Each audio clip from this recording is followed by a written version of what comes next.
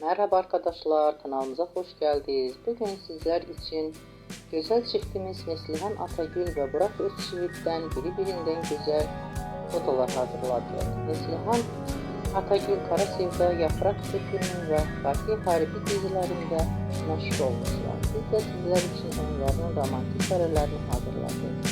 Bu videoların devamlı gelmesini istiyorsanız kanalımıza abone olup yorum yazmayı unutmayın. Herkese teşekkürler. Bizden bu kadar.